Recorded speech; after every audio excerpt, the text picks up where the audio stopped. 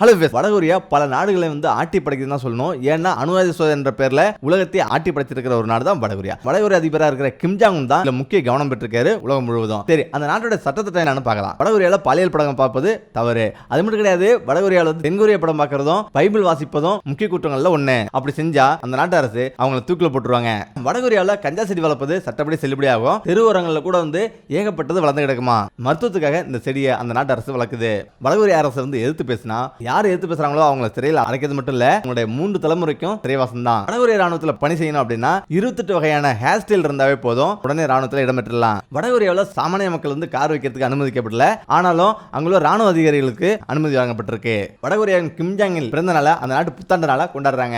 வடகொரியால 5 வருஷத்துக்கு ஒரு தேர்தல் நடத்தப்படும். ஒருத்தர் மட்டும் தான் அந்த தேர்தல் நிற்பாரு. ராணுவம் பார்த்தா உலக அளவில் 18வது இடத்துல இருக்கு வடகொரியா. அதேபோல வடகொரிய அதிபர் கிம் ஜாங் இல் உடல் பதப்படுத்தப்பட்டு இன்னும் வைக்கப்பட்டிருக்கு. முக்கியம் வடகொரியாவில் காண்டம் தடை செய்யப்பட்டிருக்கு. இதனால தென்கொரிய மக்கள் என்ன பண்றாங்கன்னா பாராசூட் மூலமா வடகொரியாவுக்கு காண்டம் நிறைய அனுப்பி அவங்களோட குறைகளை தீர்த்திருக்காங்க. இதனை அவங்க பரிசா அளிச்சிருக்காங்க. மைக்ரோசாஃப்ட் போன்று நம்மளாம் பயன்படுத்துறோம். ஆனா வடகொரியால ரெட்ஸ்டார் என்ற ஆபரேட்டிங் சிஸ்டம் பயன்படுத்தப்படுது. வடகொரியாவில் கனிம வளம், அதாவது வடகொரியாவில் கனிம வளம் இல்லாத வளங்களே இல்லைன்னு சொல்லலாம். ஆனா மிகப்பெரிய அளவுல வடகொரியாவில் கனிம வளம் இருக்குது. ஒரு நாணயத்துக்கு 2 பக்கங்கள் இருப்பது போலதான் வடகொரிய நிலையம். வடகொரியா ஒரு ஏழை நாடு. முக்கியம் பார்த்தீங்கன்னா அங்க 60% மக்கள் வறுமை கோட்டுக்கு கீழ் வந்திருக்காங்க. அதாவது சாப்பாட்டுக்கே வழி இல்லாம இருக்கிறாங்க.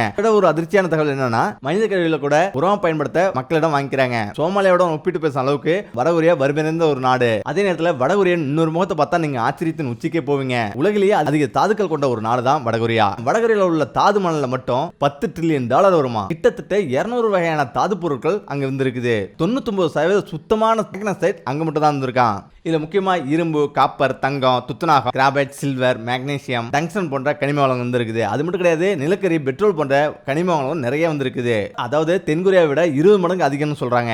ஆமா, இவ்வளவு கனிம வளங்கள் ஏன் இந்த நாடு இன்னும் ஏழையாவே இருக்குது? அதுதான் இங்க ட்விஸ்ட். 1990க்கு முன்னாடி சோவியத் யூனியனோட, அதாவது ரஷ்யாவோட சேர்ந்து நிலக்கரி எடுக்க சுரங்கம் தோண்ட ஆரம்பிச்சாங்க. மொத்தமா 728 சுரங்கங்கள் ஆரம்பிச்சாங்க.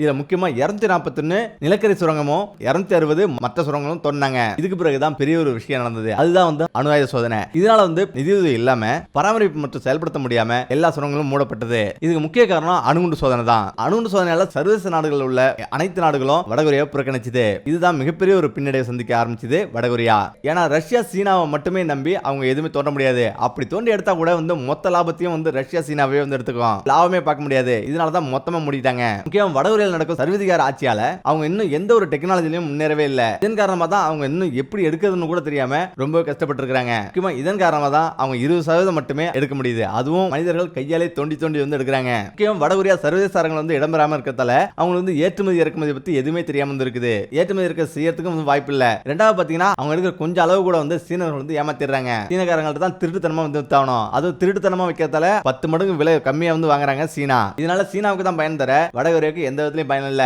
இதனாலதான் வடகொரியா இந்த அளவுக்கு வறுமை கோட்டு கீழே நின்று இருக்குது. உலக வல்லரசு நாடுகளே நடுங்க வச்சிருந்தாலும் இந்த மாதிரி பொருளாதாரத்திலையும் மற்ற விஷயங்களும் பின்தங்கி போயிருக்கிறதுல எந்த ஒரு பலனும் இல்லை அப்படின்ற மாதிரி சொல்றாங்க. இந்த வீடியோ பிடிச்சிருக்கீங்க, மீண்டும் அடுத்த சந்திப்போம். நன்றி, வணக்கம்.